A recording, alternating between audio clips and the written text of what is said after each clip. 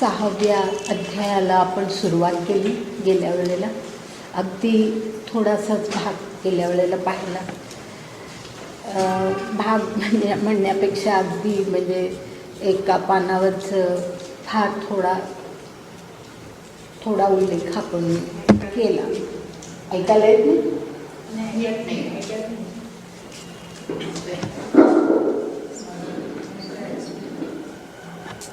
आता येतं? हां, म्हणजे अजून हवंय का जवळ? घुमतोय आवाज, घुमतोय आवाज. आता नाही यायचं. हां, मगाच बरोबर.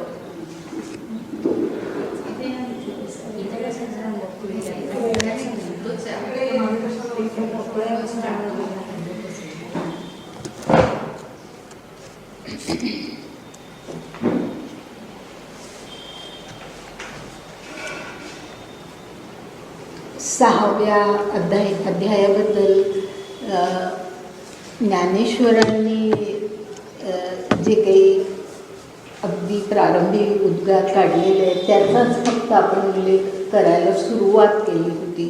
आणि एरवी मी हा सुरुवातीचा भाग फारसा घेत नाही, एकदम गीतेचे श्लोक घेते. पण हे जे ज्ञानेश्वरांनी जे काही या ठिकाणी विधानं केलेली आहे ती इतकी सुंदर आणि इतकी महत्त्वाची आहे की आपल्याला माहिती असली पाहिजे. आपण ज्ञानेश्वरी शिकतो तर हे आपल्याला माहिती असायला पाहिजे, म्हणून हा उल्लेख आपण केला होता की ज्याच्यामध्ये सर्वात गेल्या वेळेला शेवटी अगदी मी फक्त ह्याबद्दल बोलले होते, पण तो अतिशय सुंदर उल्लेख ज्ञानेश्वरांनी केलेला आहे.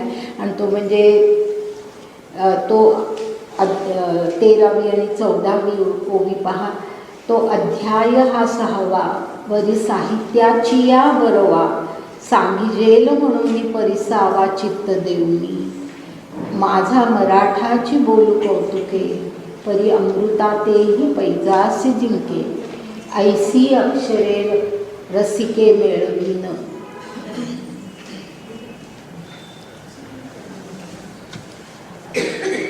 आता या पुन्हा सर्व गोष्टी बोलत नाही, परंतु साहित्य, उत्तम साहित्य म्हणून जर काही पाहायचं असेल तरीसुद्धा हा 6वा अध्याय हा अतिशय सुंदर अध्याय आहे.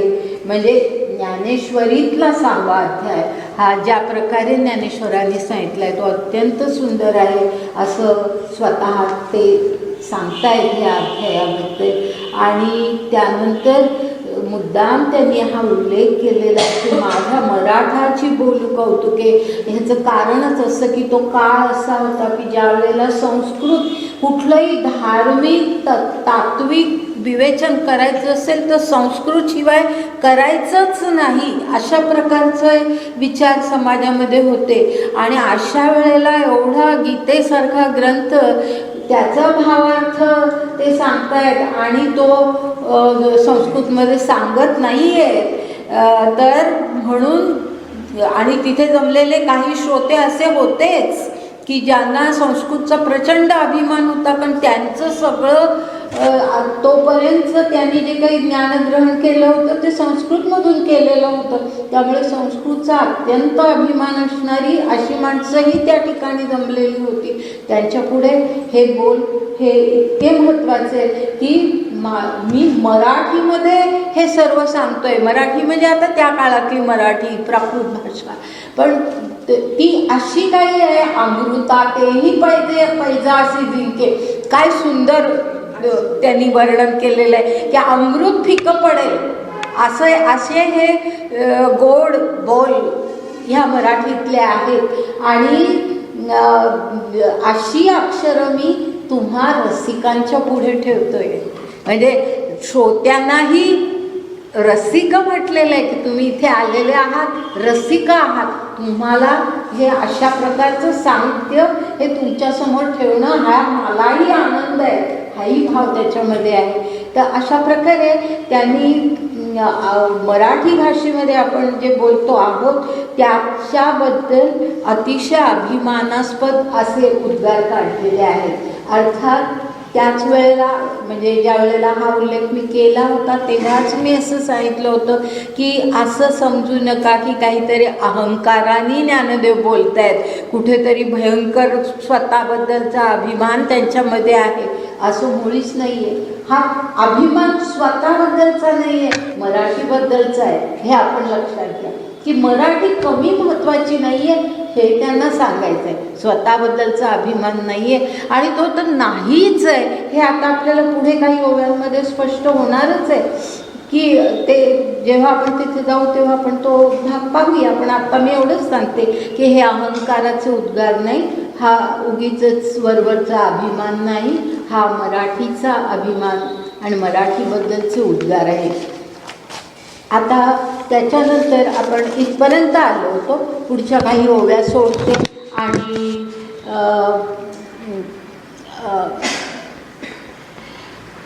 22व्या ओवीपासून काही भाग आपण पाहतो. 22वी म्हणजे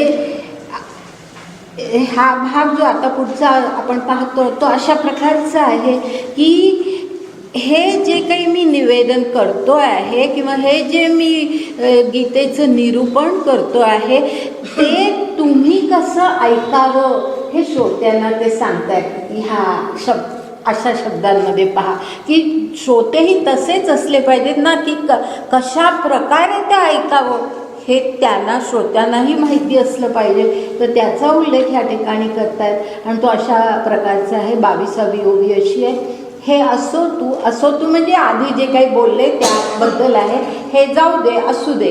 आता ह्याच्या पुढे मी काय म्हणतो ऐका.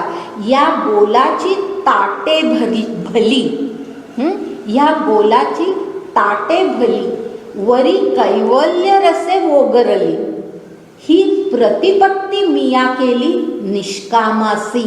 खूप महत्त्वाचे शब्द येऊन गेले त्याच्यामध्ये की प्रतिपत्ती ह्याचा अर्थ मेजवानी. ही प्रतिपत्ती म्हणजे ही मेजवानी.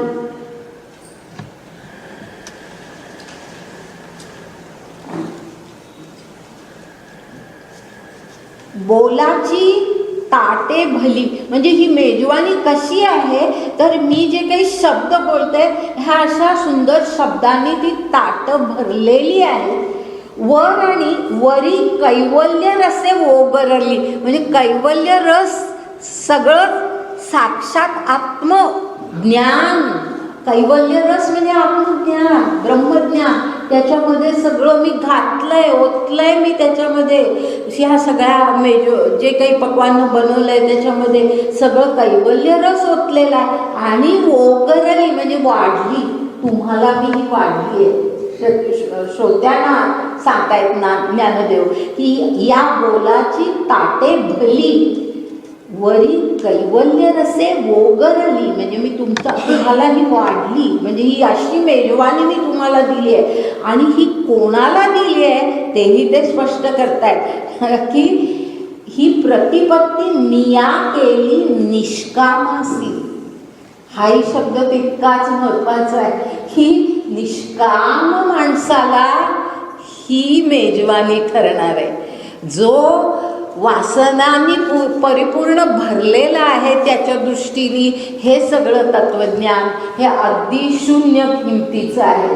जो निष्काम आहे त्यालाच ही मेजवानी आहे म्हणजे त्याच्यासाठीच मी केली आहे आणि ह्या मेजवानीचा उपभोग सुद्धा त्यालाच कळणारा आहे. म्हणजे श्रोत्यांना तेही सांगितलेलं आहे की तुम्ही कसं व्हा तर निष्काम असा. आणि निष्काम ह्याच्यामध्ये केवळ वासना इच्छा एवढाच भाग नाही, आपल्या मनातल्या अनेक प्रकारच्या कल्पना विचार की ज्यांनी असं हे मन भरलेलं असतं आपलं. त्याचा उल्लेख पुढे आणखी एका शब्दामध्ये येणारच आहे पाहता सातो. पण आपलं मन नेहमी अगदी भरलेलं असतं आणि आपल्यासारखी माणसं जी आपण काही वाचन करतो आणि साधारणपणे आपण वैचारिक वाचन करतो, आपल्याला आवडतं अशा प्रकारचं वाचन आणि त्या वैचारिक वाचनातून मग कोणी हे म्हणतं, कोणी ते म्हणतं, आणि मग त्या सगळ्याचा प्रभाव असा कुठेतरी आपल्यावरती झालेला असतो आणि त्यामुळे आपलं सगळं चित्त विचलित झालेलं असतं, स्थिरता गेलेली असते आपल्या चित्ताची. हे बरोबर आहे का, ते बरोबर आहे, अरे हे तर असं म्हणतात, ते तर तसं म्हणतात, काय आता म्हणजे अशा ह्यानी आपलं जे काही मन भरलेलं असतं ते आपण रिकामं करायचं असतं. म्हणजे निष्काम होणं ह्याचा हाही अर्थ आहे की सगळ्या विचारांनी, कल्पनांनी भरलेलं आपलं जे मन आहे ते शुद्ध करायचं, रिकामं करायचं, तेव्हा आपण खरे निष्काम होतो. नुसत्या मनातल्या माझी अन्नाची वासना गेली, मला काही कपड्यांची आता वासना नाही, फार काही मोठे कपडे चांगले असले पाहिजे असं मला वाटत नाही, किंवा अगदी मला सिनेमा नाही बघितला, मला काहीच फरक पडत नाही, टी व्ही नाही बघितला, मला नाही काही फरक पडत नाही, हे ह्यालाच फक्त निष्काम होणं म्हणत नाही. तर निष्काम होणं ह्याचा अर्थ हे सगळं जे काही आपल्या डोक्यामध्ये गुंतावळा झालेला असतो त्याच्यातून कुठेतरी बाहेर पडायचं असतं. मी अगदी सुरुवातीला तुमच्यापैकी बरेच जण नसतील म्हणून मी सांगते की मी अगदी पहिला, मला वाटतं कदाचित तो वर्ग असेल आपल्या सुलभाताईंच्याकडे झालेला, त्यावेळेला मी एक गोष्ट सांगितली होती जपानी साधूची की जी मला आत्ता एकदम आठवली. एक जपानी साधू असा डोंगरावरती बसत असे आणि त्याच्याकडे माणसं यायची, कारण अशी लोकांची श्रद्धा होती की तो तीर्थ काय म्हणजे काही पाणी आपल्याला देतो, आपण भांडं घेऊन जायचे सगळेजण, त्याच्यामध्ये तो काहीतरी देतो आणि ते दिलं की आपलं सगळं आयुष्य चांगलं होतं, अशा प्रकारच्या कल्पना लोकांच्या होत्या आणि त्यामुळे त्याचं दर्शन घ्यायला अनेक लोक जायचे. तसाच एक जण गेलेला होता की जो अत्यंत सधन, म्हणजे काही कमतरताच नाही, सत्ता आहे, संपत्ती आहे, सगळ्या प्रकारचं ऐश्वर आहे, हे सगळं असलेला असा एक जण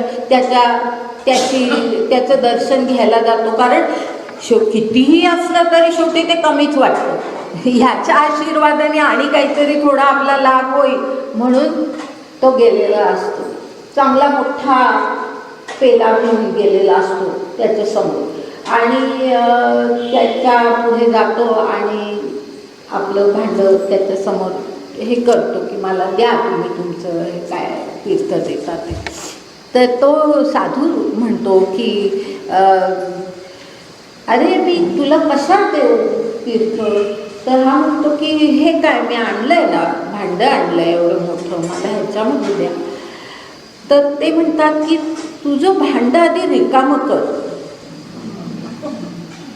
तुझं भांडं रिकामं कर, ते इतकं भरलेलं आहे की मला त्याच्यामध्ये काही घालणंच शक्य नाही.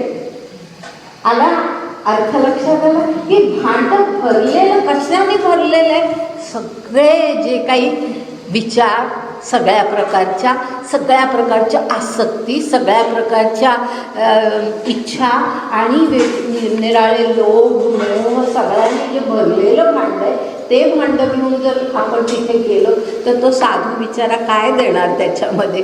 तर त्यामुळे तो म्हणतो की तुझं भांडं आधी रिकामं कर, मग मी तुला तीर्थ देतो. ते जे रिकामं भांडं असतं ना ते हे आहे की निष्कामता ह्याचा खरा अर्थ हे हा आहे की निष्काम होणं म्हणजे केवळ सगळ्या वासना टाकणं नव्हे, त्याच्याबरोबर आपल्या मनात खरोखरच इतक्या म्हणजे बघा कित्येक वेळेला शंकासुद्धा ज्या काही येतात त्या शंकांचं सुद्धा कारण हेच असतं की मनामध्ये इतक्या प्रकारचे विचार भरलेले असतात की अरे आपण हे तर ऐकलेलं आहे, असं इथे आपण हे असं वाचलेलं आहे, मग आता हे असं सांगितलं, मग हे कसं बरोबर असं वाटतं की नाही? तर अशा ज्या शंका येतात ना त्या शंकांच्या मागे सुद्धा हे कारण असतं, हे आपलं भरलेलं भांडं असतं सगळं आणि ते भांडं रिकामं केल्याशिवाय त्याच्यामध्ये नवीन काही विचार घालणं शक्य नसतं. तर म्हणून ते निष्काम होणं ह्याचा अर्थ हा आहे. तर अशा प्रकारे निष्कामासी मेजवानी ही जी आहे ना, ही अशा निष्काम माणसासाठी आहे. त्या निष्कामचा अर्थ आपण नीट जाणून म्हणजे घ्यायचा. असं पण होतं का ताई की असं म्हणजे मी अमुक आहे असं स्फुरण असतं ना आपल्याला, तर ते नसायला पाहिजे असं? नाही, मी अमुक आहे ह्याचं स्फुरण जे तुम्ही म्हणता ना, ते स्फुरण जे आपण आता शिकतोय त्या ह्याच्यामध्ये आपण जोपर्यंत ह्या अपरा प्रकृतीमध्ये गुंतलेलो असतो त्यावेळेला असलेलं मनातलं स्फुरण लक्षात घ्या. आपण जे शिकतोय त्याचा तुमच्या ह्या वाक्याशी संबंध कसा जोडते तो, की आपण जो अपरा प्रकृतीमध्ये, म्हणजे माहिती आहे तुम्हाला आता की जोपर्यंत आपण अपरा प्रकृतीमध्ये गुंतलेलं असतो, हे सगळं जे काही जग आहे, भौतिक सगळ्या ज्या काही गोष्टी आहेत त्याच्यातच आपण जोपर्यंत गुंतलेलं असतो त्यावेळेला होणारं स्फुरण जे असतं ना, ते खूप वेळेला फार कनिष्ठ प्रतीचं असतं. लक्षात आलं? म्हणजे काही वेळेला असं होतं की लोक असं म्हणतात की मी ध्यानाला बसतो आणि ध्यान करताना मला ना अशी काहीतरी आकृती दिसली किंवा मला असं काहीतरी जाणवलं आणि त्याच्यामध्ये तो इतका गुंततो की आपली आता खूप हे झाले, आपण आता वरती म्हणजे परमार्थाकडे खरोखरच वळलेलो आहोत. ईश्वर आपल्याला काहीतरी त्याचे हे दाखवतो आहे, म्हणजे सिग्नल म्हणतात त्याप्रमाणे, की आपल्याला काहीतरी मिळत आहेत, सिग्नल्स मिळत आहेत की आता हे आपण योग्य मार्गात. पण ते खूप वेळेला आपल्या मनातल्या कल्पना असतात. खूप वेळेला असं होतं की आपल्या त्या मनातल्या कल्पना असतात. म्हणून अशामध्ये खूप गुंतायचं नाही. आपण नीट विचार करायचा की खरोखरच असं आहे का, आपल्याला काहीतरी असं, कारण आपण ती इच्छा आपल्या मनात असते. लक्षात घ्या, आपल्या मनामध्ये ती इच्छा असते की आपल्याला असं काहीतरी साक्षात्कार व्हावा. ही इच्छा मनामध्ये असते आणि त्या इच्छेचं ते फळ असतं. लक्षात आलं? आणि त्यामुळे जे तुम्ही म्हणता ना, ते जे स्फुरण कित्येक वेळेला, आणि म्हणून मी म्हटलं की जोपर्यंत आपण अपरा प्रकृतीमध्ये गुंतलेलो आहोत तोपर्यंत होणारं स्फुरण हे काही वेळेला अशा प्रकारचं असतं. आणि जो म्हणून या ठिकाणी म्हटलंय की ही मेजवानी कोणासाठी आहे, निष्कामतेला जो पूर्णतः पोचलेला आहे त्याला ही मेजवानी ठरेल. हां, म्हणजे त्या उंचीला आपण पोचायचं आहे. आता पुढे आता थोड्या ओव्या गेल्यानंतर ज्ञानेश्वरांच्या ओव्यांमध्ये अष्टांग मार्ग त्यांनी सांगितलेला आहे. मागे एकदा मी उल्लेख केला होता वर्गामध्ये, आठवत असेल तर पहा, की आपण म्हणतो की आम्ही ध्यान करतो, इतका वेळ आमचं अगदी समाधी लागते, इतकं आम्ही ध्यान करतो वगैरे वगैरे असं कित्येक जण सांगतात. अर्थात मी प्रत्येकाबद्दल असं बोलत नाही, कित्येकांना ते साध्य होत असेल, नाही असं नाही, परंतु ते ध्यान खरोखर लागण्यासाठी त्याच्या आधीच्या ज्या अनेक पायऱ्या आहेत ना, ध्यान ही 7वी पायरी आहे अष्टांग मार्गातली आणि 8वी आहे ती समाधी आहे. म्हणजे त्याच्या आधीच्या 7 पायऱ्या आपण ओलांडून वर जायचं आहे. इतक्यावरती आपण पोचल्यानंतर आपल्याला ते म्हणजे तुम्ही जे म्हणता ते ध्यान किंवा हे स्फुरण हे सगळं शक्य त्यावेळेला असतं. म्हणजे मी दोन्ही प्रकारे सांगते की स्फुरण होतं. आता तुकारामांना स्फुरण झालं, त्याला आपण नाकारू शकतच नाही, पण ते त्या उंचीला पोचलेले होते. अर्थात आपण त्या उंचीला पोचणार नाही असं मुळीच नाही, आपल्याला पोचायचंच आहे हे आपण मनामध्ये ठेवायचंच आहे. की असं नाही की आपल्याला अशक्य आहे असं मुळीच नाही. अशक्य असतं तर मग कशाला ह्या सगळ्या गोष्टीचा आपण अभ्यास करायचा, विचार करायचा. हे सगळं शक्य आहे, पण त्या उंचीला पोचेपर्यंत ते आपण खूप, आणि म्हणून अगदी जो योग मार्गावरती खूप उंचीला गेलेला माणूस असतो त्याला सुद्धा कित्येक वेळेला काही सिद्धी प्राप्त होतात. ऐकून माहिती असेल काही सिद्धी प्राप्त होतात आणि मग त्याला असं वाटतं की अरे वा आपण हे करू शकतो, आपण ते करू शकतो, म्हणजे मग त्याची घसरण सुरू होते, त्याची घसरण सुरू होते. तर त्यामुळे त्या सिद्धी प्राप्त होणं हे सुद्धा फार मोठं स्फुरणाचाच भाग आहे. पण तिथे आपण पुन्हा आपल्या मनातलं स्थैर्य घालवायचं नाही. आपण अत्यंत स्थिरतेने त्या सगळ्या परिस्थितीकडे साक्षीभूत होऊन पाहायचं की हे घडतंय ना. एखादं दुसरी गोष्ट, परकी गोष्ट जितक्या साक्षीने आपण पाहू शकू तितक्या साक्षीने आपल्यामध्ये घडणारं सुद्धा हे जे काही परिवर्तन आहे ते परिवर्तनसुद्धा साक्षीत्वाने बघता आलं पाहिजे. हां, तर स्फुरण घडत नाही असं मुळीच नाही, स्फुरण घडतं. आणि स्फुरण घडणं हा तर फार मोठा एक लाभ आहे, पण त्याला पोचायला खूप आपण म्हणजे माझं असं मुळीच मत नाही की इथे असलेल्यांपैकी कोणाला त्या ह्याला पोचून असतीलही, म्हणजे तुम्ही सुद्धा असाल, मी नाही म्हणतच नाही, पण त्या प्रत्येकाने आपापला विचार करायचा आहे की आपण तिथपर्यंत पोचलो आहे का, आणि मग जे काही आपल्याला स्फुरण होतं त्याचा विचार करायचा. पण स्फुरण हा एक फार चांगला एक हे असतो, निश्चित असतो की ते स्फुरण आल्यामुळे आतलं म्हणजे ना, दुसऱ्या शब्दामध्ये मी असं म्हणेन, कृष्णाची बासरी आतमध्ये वाजते. आलं लक्षात? कृष्णाची बासरी आपल्या आत मनात आपल्याला आवाज देते की असं कर, पण तिथपर्यंत आपल्याला पोचायचं आहे. आपण खूप खाली असताना हे आपल्याला सगळं प्राप्त झालं आहे अशा कल्पनेमध्ये आपण राहायचं. म्हणजे आपण आपलं आपणच उद्धार करायचा, पण तो उद्धार करत असताना जे काही होईल ते साक्षीत्वाने बघत बघत शेवटी. तर निष्काम ह्या कल्पनेचा अर्थ आपण पाहिला.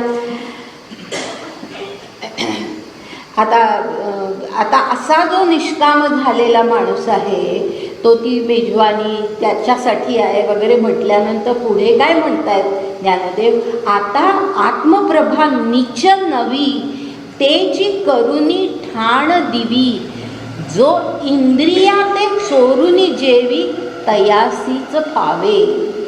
म्हणजे इथे सुद्धा बघा तीच कल्पना जर लक्षात आलं असेल अर्थ तर तुम्हाला कळेल की आता त्याची स्थिती कशी झालेली आहे अशा या निष्काम माणसाची, की ते आत्मप्रभा नीच नवी, म्हणजे तो आत्मप्रभेचा दीप सतत उजळतच असतो. म्हणजे त्याला आत्मज्ञान हे सातत्याने घडतच असतं, कारण आत्मज्ञान ही काही अंतिम कुठली अवस्था नाही आहे की इथे झालं संपलं असं नाही आहे, ते घडतच असतं.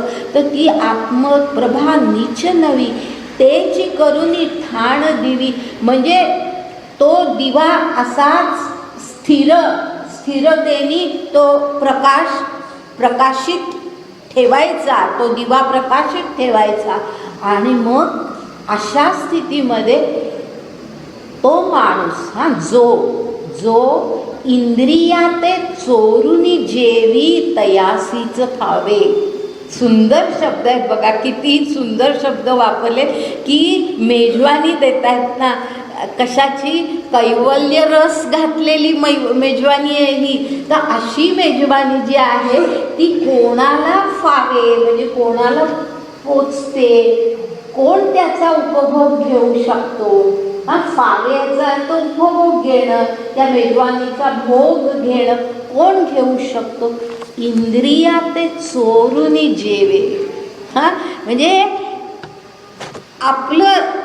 आपण जी सामान्य माणसं असतो की आपलं सगळं ज्ञान जे काय आपण घेतो, कानाने ऐकतो, डोळ्याने पाहतो, शब्द ऐकतो, स्पर्श आपल्याला कळतो, जिभेला तो, म्हणजे सगळं इंद्रिय जे काय ज्ञान देतात त्याच्यात आपण गुंतलेलं असतो.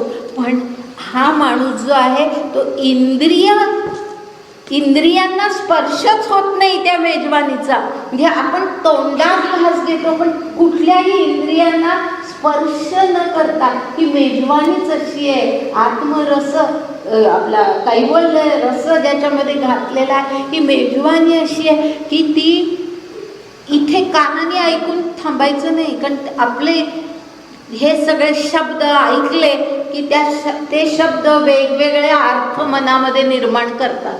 बरोबर आहे ना. आपली सगळी इंद्रिय आपल्याला विचलित करत असतात की जे स्थैर्य आवश्यक आहे त्या स्थैर्यापासून ते आपल्याला विचलित करत असतात. की आत्ता पाहता पाहता म्हणजे टी व्ही सुद्धा पहा, कित्येक लोक पाहता पाहता हा चॅनल बदलला, तो चॅनल बदलला, सर किती चंचलता सारखी, इथे काय तिथे काय तिथे काय, हे सारखं जे काही बदल. हे पुस्तक वाचायला घेतलं, थोडंसं वाचलं ठेवून दिलं, दुसरं घेतलं ते थोडंसं म्हणजे ही सगळी आपली इंद्रिय आपल्याला स्थैर्यापासून विचलित करत असतात. म्हणून ते म्हटलेले इंद्रियांना स्पर्शसुद्धा व्हायला देऊ नका या मेजवानीचा. आतच पोचू देते, आतच पोचू दे. म्हणजे तोंडापर्यंत नको, जिभेला नको मेजवानी आहे ना, तर कुठेच पोचायला नको. म्हणजे तुमच्या श्रवणातही राहू नये, कानात, कारण कान काय ऐकून इथून ऐकलं तिथून सोडून दिलं सगळं शक्यता असतात.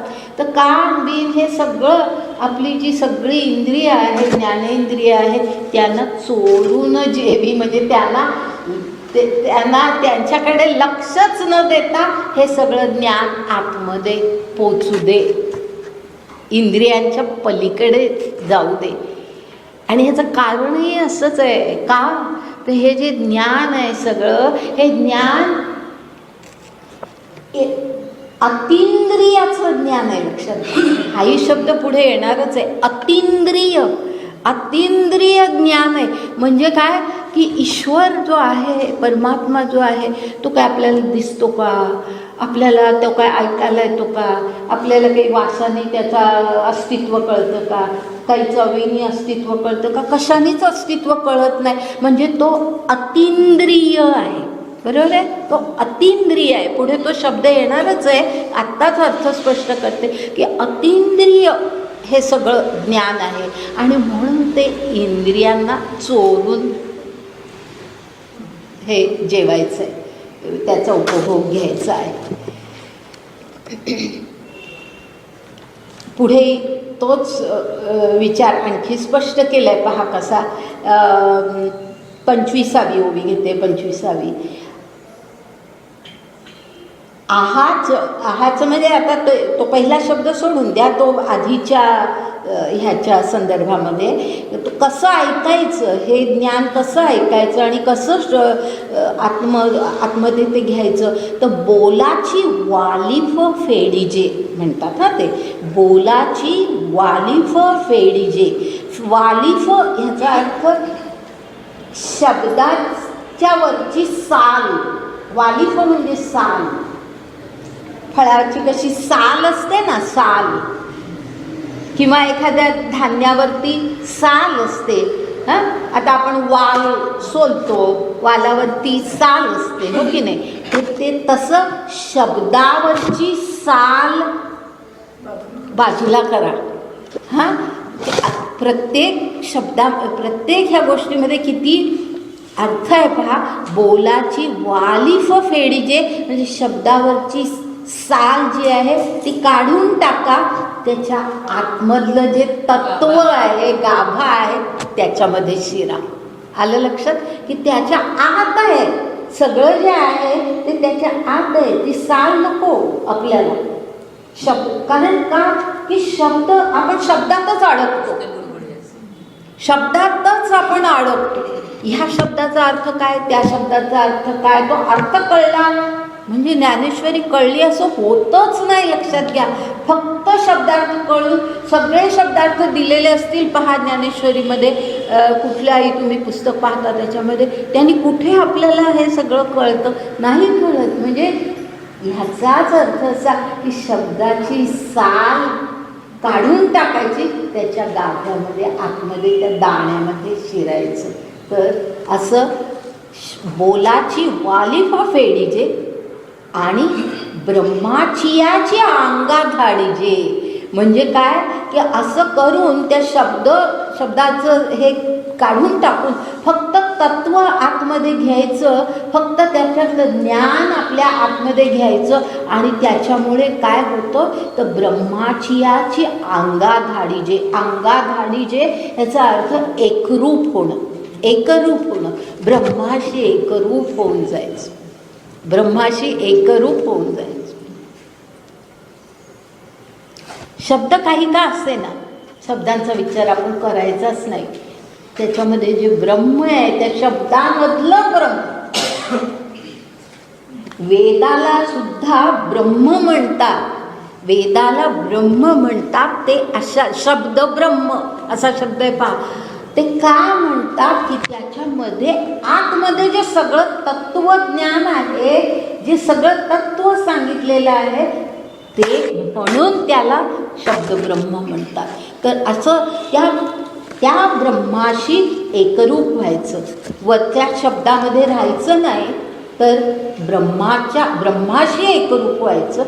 मग सुखेसे सुरवाडी जे सुखाची माझी, म्हणजे सुखाने सुखामध्ये राहायचं, सुखाने सुखामध्ये वास्तव्य करायचं.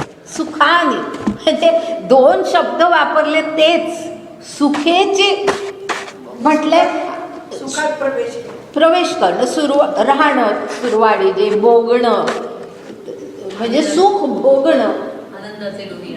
हां आनंदाचे डोही, आनंद तरंग तेच आहे की काय आहे दुसरं, सगळं तेच. आनंदाचा डोहा, आनंदाचे तरंग कसं आहे की ह्याच्यामध्ये सुखामध्ये सुखाने सुखामध्ये राहायचं, आनंद त्याच्यातच आनंद मानायचा, त्या ब्रह्मामध्येच आनंद मानायचा, बाकीचं सगळं शब्द आणि सगळ्या गोष्टी विसरून जायच्या. ऐसे हळुवार पण जरी येईल, पहा हळुवार म्हटलंय ना, हळुवार तेच मी मगाशी सांगितलं की निष्काम यामध्ये तो भाव आहे, हळुवार चित्त करायचं. खूप ठिकाणी ज्ञानदेव आपल्याला सांगतात की कसं ऐका, हळुवार चित्त करून ऐका. आहे सगळे पहिल्या नाही, कायम आहे. जैसे शारदीयचे ती चंद्रकडे माझे अमृतकण कोवळ, देवेची ते मने मवाळीचा हो, पण म्हणजे नाही मी सांगते काय की हे जे आहे ना हळुवार चित्त करून ऐका, ही कल्पना ज्ञानेश्वरांनी सातत्याने मांडलेली आहे. अगदी पहिल्या ह्याच्यापासून ते शेवटपर्यंत ते हळुवार चित्ताचा उल्लेख करतात. तो हळुवार चित्त ह्याचाही अर्थ तोच आहे की जो मी मगाशी सांगितलं ना की पेला भरलेला आणि रिकामा ह्यामध्ये जो फरक आहे ना, तो भरलेलं चित्त आणि हळुवार चित्त म्हणजे अगदी कोवळं निरागस, त्याला कशाचा, लहान बालक कसं असतं कशाचा प्रभाव झालेला नसतो त्याच्यावरती, काही नाही त्याला, ते असं जे असतं तसं निरागस हळुवार असं तुमचं चित्त करा आणि ऐका. ऐसे हळुवार पण जरी येईल तरीच हे उपेगा जाईल. उपेगा जाईल म्हणजे याचा उपयोग होईल. सारखं तर्कदृष्टीने बघू नका, तरकटपणे बघू नका. लक्षात आलं? म्हणजे हळुवार चित्त ह्याचा तो अर्थ आहे. सारखं मनामध्ये सारखे तर्क, सारखे विचार, एक काहीतरी ऐकलं की जरासा सुद्धा अवसर सोडायचं नाही, स्वतः थोडा विचार करायचा नाही, एकदम काहीतरी शंका, हे जे होतं ना हा तार्किक विचार असतो. अर्थात तर्कज्ञान हे काही चुकीचं ज्ञान आहेच नाही, तर तार्किक दृष्टी असायला पाहिजे. पण ज्या ठिकाणी हे असं ज्ञान आहे की जिथे तुम्हाला त्या आत पोचायला पाहिजे आहे, असं केवळ तर्काने तुम्ही तर्क सगळे लावले तर हे सगळं खोटंच ठरतं.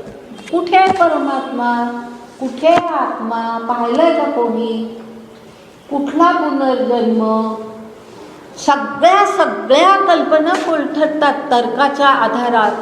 तर श्रद्धा, विश्वास, मनाचं हळुवारपण, काही आतून विचार करण्याची प्रवृत्ती, हे आतला विचार, बाह्य विचार नाही, आतला, आतून काहीतरी विचार करणं, म्हणजे ज्याला आपण मनन आणि चिंतन म्हणतो. आतला विचार जे म्हणते मी, त्याचा अर्थ मनन असतं. ते मनन काही ऐकल्यानंतर थोडासा अवसर तरी द्यायचा असतो की ज्याचं ते आतमध्ये ते गेलं पाहिजे. जसं अन्न पचायला पाहिजे नाही का, खाल्लं की लगेच शक्ती येणार आहे का आपल्याला, तसं होत नाही ना. अन्न पचायला पाहिजे. तसाच तो शब्द किंवा जे काही आपण ऐकतो, जे काही आपण वाचतो, ते कुठेतरी आत हळूहळू पचलं पाहिजे आपल्याला. तर त्याच्यासाठी हे हळुवार चित्त पाहिजे, हळुवारपण पाहिजे. तार्किक सारखं राहून चालत नाही, तरीच हे उपेगा जाईल. एरवी आघवी गोठी होईल मुकिया बहिऱ्याची. मुका आणि बहिरा ह्यांच्यात काय संवाद घडणार आहे सांगा. एकाला बोलता येत नाही, दुसऱ्याला ऐकता येत नाही, त्यांच्यामध्ये संवाद काही घडतच नाही. ही गोठी याचा अर्थ गोष्ट, म्हणजे गोष्ट ह्याचा अर्थ की त्यांची परिस्थिती. एक मुका एक बहिरा एकत्र जमले तर कितपत संवाद साधू शकतील. किती मुक्याला किती बोलता आलं तरी सुद्धा बहिऱ्याला ऐकताच येत नाहीये. बहिऱ्याला कितीही ज्ञान असलं तरी तो त्याला म्हणजे ज्ञान व्यक्त करायला तो जो मुका आहे त्याला तोही भरलेलाच आहे काहीतरी विचारांनी. तर अशा अवस्थेमध्ये हा संवाद कुठे साधत नाही. तर म्हणून गोठी होईल मुक्या बहिऱ्याची. आता तिथून आपण एकदम पुढे जातोय आणि आता ज्ञानदेव 31व्या ओवीचा पुढचा भाग आहे तो आपण पाहतोय. आता सांगेन काय श्रीरंगे निरोपिले जे. तिथे घेते मी. आलं लक्षात. आणि प्रत्येकाने आपल्याकडे पुस्तक ठेवा. पुस्तकाशिवाय अर्थ नाही आहे. नुसतं इथे येऊन बसायचं. अर्थात तुम्ही चांगलं लक्ष देऊन ऐकत असाल, तुम्ही कुठे काही लिहित असाल तर मला त्याबद्दल काहीच हे नाही. पण नुसतंच श्रवणभक्तीने ह्याच्यातून काही साध्य होत नाही. तर त्यामुळे मला असं काही वेळेला जाणवतं की काही जण अजिबात काही हातामध्ये पुस्तक नाही, काही नाही, असं असू नये. कारण मी कित्येक वेळेला काही शब्दांचे काही विशिष्ट अर्थ सांगते, ते आपल्यापर्यंत पोचायला पाहिजेत. अगदी तुम्ही कितीही ज्ञानेश्वरी आत्तापर्यंत 4 वेळा त्याचं पारायण केलं असेल, 10 वेळा केलं असेल, किती असलं ज्ञानेश्वरी पाठ असली तरीसुद्धा हरकत नाही. ज्या वेळेला इथे हा अभ्यासाचा वर्ग आहे, बरोबर आहे ना, अभ्यास वर्ग म्हणते मी याला. अभ्यास करताना हातामध्ये आपल्या काहीतरी असायला पाहिजे. मी सुद्धा हे हातात न घेता मी किती तास 2 तास मी अखंड बोलू शकते, पण त्याला काही अर्थ नाही आहे. आपण ह्या ओव्यांप्रमाणे, ह्या श्लोकांप्रमाणे आपण तसंच गेलं पाहिजे. तशीच आपल्याला ज्ञानेश्वरी शिकायला पाहिजे. तर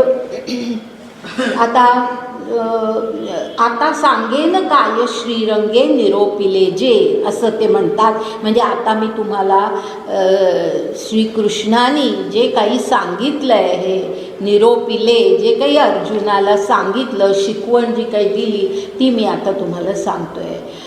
परी अनुवादला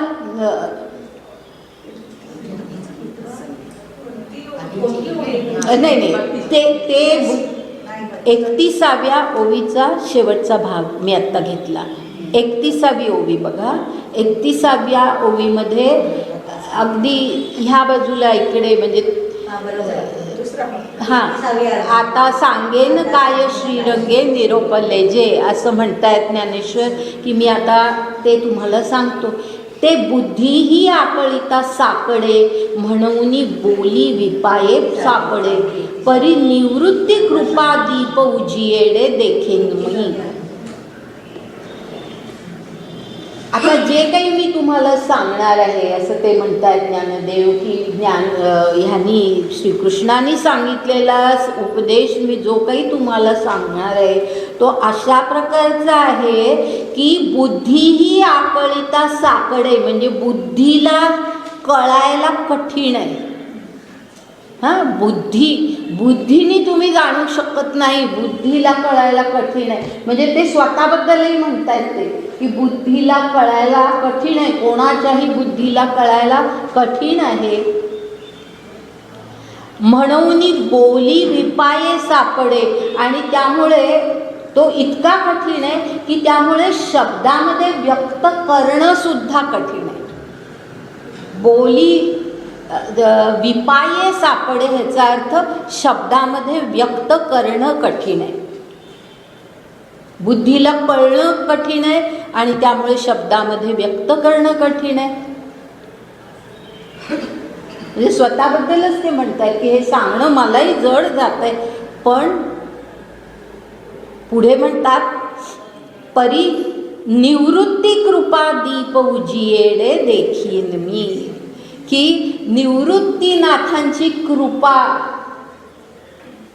त्या कृपेचा प्रकाश जो काही माझ्या बुद्धीमध्ये पडलेला आहे, निवृत्तीनाथांच्या म्हणजे माझ्या गुरूंच्या कृपेचा प्रकाश, उजियेड म्हणजे उजेड, त्या उजेडामुळे देखेन मी, मला हे सगळं दिसू शकतं. म्हणजे बुद्धीला आकलन करायला कठीण असलं तरी आणि सांगायलाही कठीण असलं तरी सुद्धा निवृत्तीनाथांच्या त्यांनी जो काही माझ्यावर कृपेचा प्रकाश टाकलेला आहे त्या प्रकाशामध्ये, त्या उजेडामध्ये मला हे सगळं दिसू शकतंय. जे दिठीही न पविजे ते दिठीविण देखिजे. सुंदर आहे बघा शब्द. जे दिठीही न पविजे ते दिठीविण देखिजे, जरी अतींद्रिय लाहिजे ज्ञानबळ. अतींद्रिय शब्द आला की नाही, मी मगाशी बोलले होते. दिठीही न पविजे म्हणजे दृष्टीला दिसणारं नाहीच आहे ते, पण दृष्टीशिवायच ते कळू शकतं. दृष्टी कारण आपली एरवीची दृष्टी ही साधी सामान्य दृष्टी असते आणि त्याच्यात पुन्हा तर्क मिसळलेला असतो. तर त्यामुळे त्या दिठीने कधी दिसणारच नाही आहे. तर पण दिठी विण देखीजे, ते मला दृष्टी नसेल तरी मी ते पाहू शकतो, कारण कृपेचा उजेडच काही असा पडला आहे की मी काहीही पाहू शकतो. मला दृष्टी नसली तरीसुद्धा मी पाहू शकतो. आणि जरी अतींद्रिय लाहिजे ज्ञानबळ, म्हणजे अतींद्रिय आहे हे सगळं ज्ञान. म्हणजे इंद्रियांना कळणारं नाही आहे, ऐकून कळणार नाही, पाहून कळणार नाही, शब्द पोचणार नाहीत आपल्यापर्यंत. काय कसं कशाचं ज्ञानेंद्रिय काही उपयोगाचीच नाही आहेत ह्या ज्ञानाला. तर ते अतींद्रिय आहे आणि ते अतींद्रिय लाहिजे म्हणजे ते जे आहे ते मला कसं प्राप्त होतं, अतींद्रिय ज्ञान मला कसं प्राप्त झालं आहे, तर ते ज्ञानाचं बळ मला सगळं निवृत्तीनाथांनी दिले, माझ्या गुरूंनी दिलं आहे. ज्ञानबळ सगळं त्यांनी दिलेलं आहे. म्हणजे ईश्वराचं, या अतींद्रिय ईश्वराचं ज्ञान मला प्राप्त जे झालं, लाहिजे म्हणजे मिळणं, प्राप्त होणं, ते कसं झालं तर जे ज्ञान मला माझ्या गुरूंनी दिलं त्यामुळे, ज्ञानबळाने. आता 35वी ओवी बघा, मधली एक ओवी 34वी गाळते, कारण तशीच आहे ती म्हणून गाळते. तैसी सद्गुरु कृपा होये तरी काय करिता काय आपुन हे, म्हणून ते अपार माते आहे ज्ञानदेव म्हणे. म्हणजे ज्ञानदेव म्हणतायत सद्गुरूची एकदा कृपा झाली आपल्यावरती तर काय आपुन हे, काय आपल्याला अप्राप्य काय राहणार आहे, काय कमी पडणार आहे आपल्याला. एकदा सद्गुरूची कृपा झाली की कितीही अप्राप्य ज्ञान असो, अतींद्रिय आहे ना ते, म्हणजे ते सहज मिळणारं नाहीच आहे, प्राप्त होणारं नाही आहे, पण ते सुद्धा प्राप्त का होतं कारण गुरुची कृपा आहे म्हणून. तर सद्गुरु कृपा होये तरी करिता काय आपण हे, म्हणजे काय कमी पडणार आहे मला मग. म्हणून ते अपार माते आहे ज्ञानदेव म्हणे. आणि ते ज्ञानदेव म्हणतात की ती सद्गुरु कृपा माझ्यावरती तर अपार आहे, अपार आहे असं म्हणतात. अपार आहे, माझ्या गुरूंची कृपा माझ्यावरती अपार आहे की मला कमी पडणं काही शक्यच नाही. मला कुठलंही हे ज्ञानातींद्रिय असलं तरीसुद्धा मला ते सहज दिसू शकतं, मला ते सहज प्राप्त होऊ शकतं. पुढे तर फार सुंदर शब्द आहेत आणि हे मुद्दाम मी घेते, लक्षात ठेवण्यासारखे शब्द आहेत. अगदी ज्याला मी नेहमी IMP असं म्हणते तसे इम्पॉर्टंट शब्द आहेत. तेने कारणे मी बोलेन, बोली अरूपाचे रूप दावीन, अतींद्रिय परिभोगवीन इंद्रिया करवी. हा म्हणजे तेने कारणे म्हणजे सद्गुरूच्या कृपेमुळे, सद्गुरूंच्या कृपेमुळे मी बोलेन, नाही तर मला बोलणं शक्य नाही. सद्गुरूंच्या कृपेमुळे मी बोलेन. आणि मी काय बोलीन तर ह्या बोलामध्ये मी अरूपाचं रूप दावीन. काय सुंदर आहे बघा. अरूप आहे ना, तो ईश्वर आहे. कुठे निर्गुण निराकार आहे, काय रूप आहे आपल्याला कुठे दिसतोय? तो अरूप आहे, तो व्यक्त नाही आहे, तो निर्व्यक्त आहे, व्यक्तच झालेला नाही. पण त्या अरूपाचं रूप मी तुम्हाला दावीन. म्हणजे इतकं त्या कृपेचा माझ्यावरती प्रभाव आहे. आणि म्हणून मी तुम्हाला जे सांगितलं की पहिल्यांदा त्यांनी काढलेले जे उद्गार आहेत ते अहंकाराचे नाही आहेत. बघा ह्या ठिकाणी स्पष्ट होतं की किती हे केवळ मी माझ्या गुरूंच्या कृपेमुळे बोलतोय असं ते सांगतायत. माझं काही नाही आहे त्याच्यामध्ये. इतकं स्पष्ट हां लीनता किती आहे. हां लीनता आहे. आणि पूर्णपणे म्हणजे जसं म्हणजे ईश्वराशी जसं एकरूप व्हायचं असतं तसं गुरुशी एकरूप झालेले. इतकी लीनता आहे.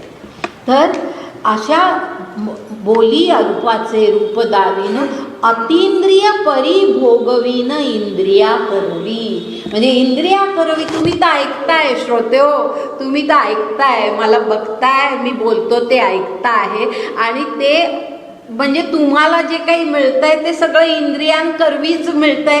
पण ते कशाचं ज्ञान आहे? अतींद्रियाचं ज्ञान मी तुम्हाला इंद्रियांकरवी देतोय. आणि ह्याचं कारण माझे गुरु. काय गुरूंबद्दल किती सुंदर उद्गार ज्ञानेश्वरांनी काढलेले आहेत.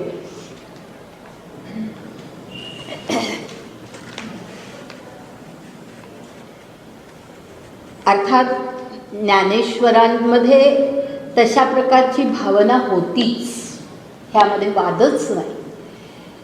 गुरुशी एकरूपच ते झालेले होते. गुरु हाच देव,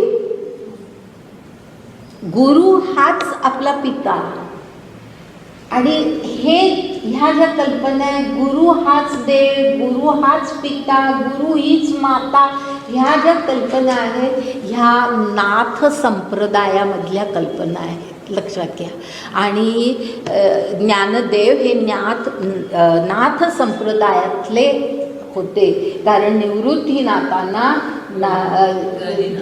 गहनीनाथांनी दीक्षा दिलेली होती आणि गहनीनाथांनी आपलं हे कृपा त्यांच्यावरती केलेली होती. त्यामुळे हे सगळी नाथपंथीय परंपरा आहे ही.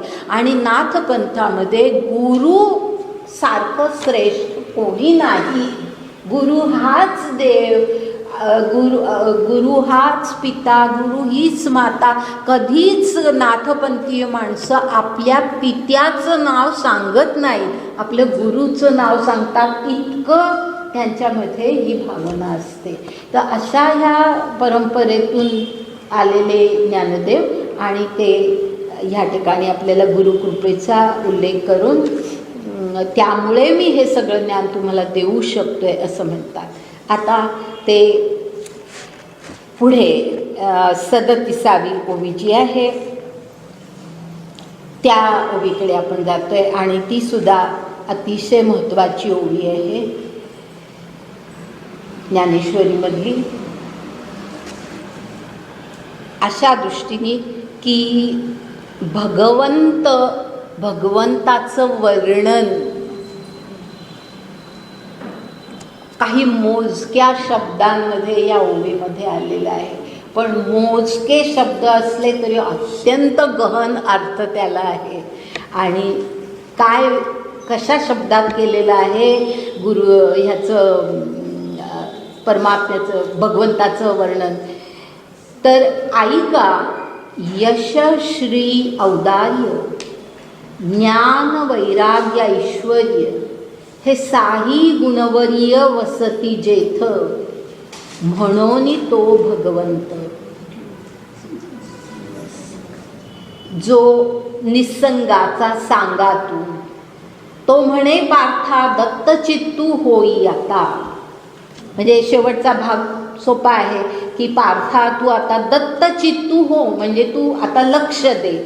हां, कशाकडे लक्ष दे, तर मी तुला भगवंत काय आहे ते मी तुला आधी सांगतो आहे, ते नीट ऐका.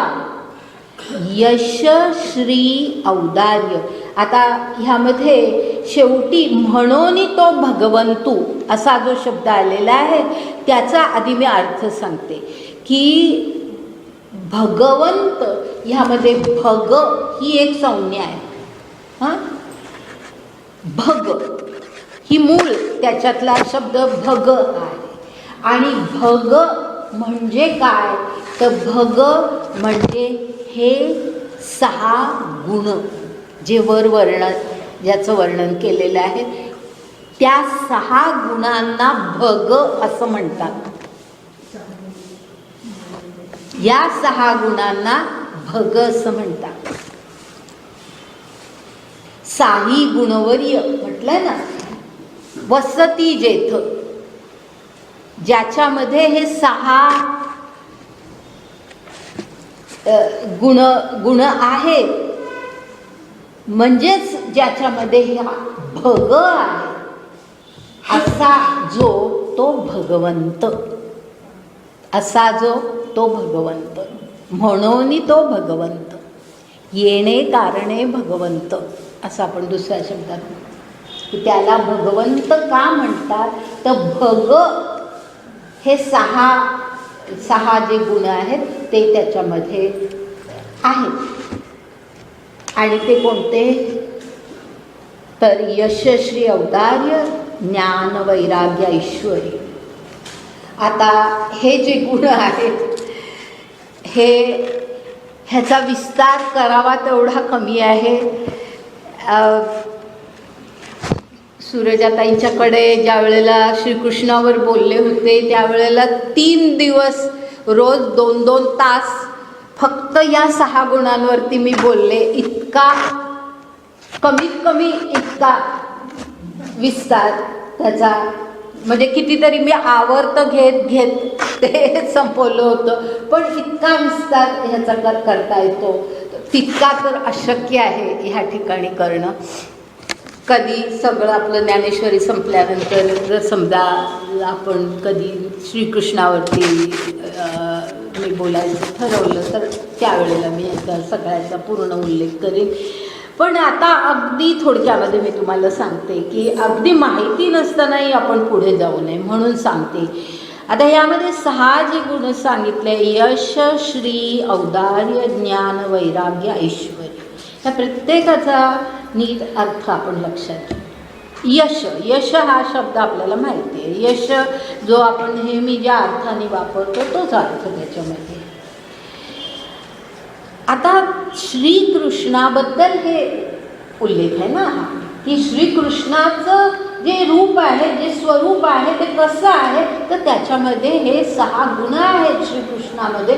श्रीकृष्णाचं जे संपूर्ण लौकिक जीवन ह्या जगामधलं आहे, घडलेलं आहे, त्या संपूर्ण जीवनामध्ये त्याचे हे 6 गुण व्यक्त झालेले आहेत.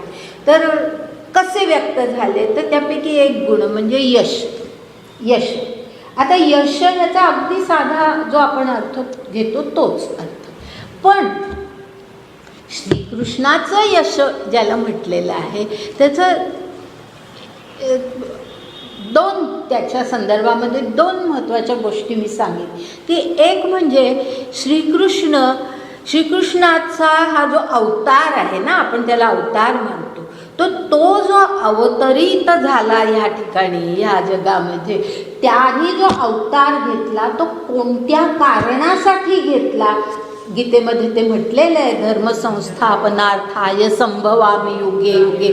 त्याच्या आधी म्हटलेलं आहे की परित्राणाय साधूनां वगैरे. हां, हे सगळ्यांना आपल्याला माहिती आहे. तर त्याच्यासाठी त्यांनी इथे अवतार घेतला की साधूंचं रक्षण करायचं, दुर्जन आहेत त्यांचा विनाश करायचा आणि अशा प्रकारे सर्व धर्मसंस्थापना करायची, असा उल्लेख गीतेमध्ये आहे. अर्थात अवतार कल्पना ही मी आधीही एकदा मी यावरती बोलले होते, तुम्हाला आठवतं की नाही मला माहीत नाही. अवतार ह्याचं मी असा उल्लेख केला होता, पहा की अवतार जरी गीतेमध्ये अशा प्रकारे शब्द वापरले असले की धर्मसंस्थापनार्थाय संभवामि युगे युगे, मला धर्माची संस्थापना करायची म्हणून मी निरनिराळ्या युगामध्ये अवतरित होतो असं जरी म्हटलेलं असलं तरी धर्मसंस्थापना म्हणजे काय ह्याचा अर्थ मी एकदा संपूर्ण सांगितला होता. तुम्हाला आठवत असेल तर थोडीशी विचारांना चालना देते, पुन्हा सगळं स्पष्टीकरण करणं शक्य नाही. मी असं फक्त म्हटलं होतं, पहा की मी आरोहण, आपल्या माणसाचं आरोहण व्हायचं, आत्म्याचं आरोहण व्हायचं. हां, हे तर आठवतं की आत्मा जो अपरा प्रकृतीमध्ये क्षर आत्मा आहे तो त्या प्रकृतीतून निघून वरती चढणं हे आरोहण आहे ना त्याचं. म्हणजे तो क्षरपुरुषातून अक्षर पुरुष, अक्षर पुरुषातून पुरुषोत्तमाशी तादात्म्य पावणं हे त्याचं आरोहण आहे. तर हे आरोहण केवळ अर्जुनातच नव्हे तर सर्व मानवांमध्ये घडून यावं. असं जेव्हा होईल की ज्या वेळेला सगळी माणसं अपरा प्रकृतीतून निघून उच्च प्रकृतीमध्ये जातील, क्षर आत्मा नाहीसा होऊन अक्षर आत्म्याप्रत पोचतील, तेव्हा धर्मसंस्थापना आपोआपच होते की नाही? हो की नाही? बरोबर आहे ना? मी हे सांगितलं होतं आधी एकदा. त्यालाच धर्मसंस्थापना म्हणतात. धर्म ह्याचा अर्थ धार्मिक विधी नव्हे. धर्म याचा अर्थ वर्तनाचे नियम जे सर्वांनी पाळायचे आहेत.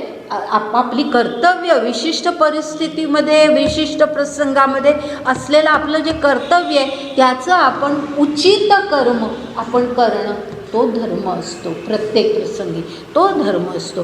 तर ते करणं अशा प्रकारे, आणि उचित कर्म आपण केव्हा करत नाही, ज्या वेळेला आपण वासनांनी लुब्ध होतो, वासनांनी मोहित होतो, त्यावेळेला आपण आपल्या कर्तव्याला विसरतो. बरोबर आहे? तर वासनामुक्ती झाली की आपोआपच आपण कर्तव्याकडे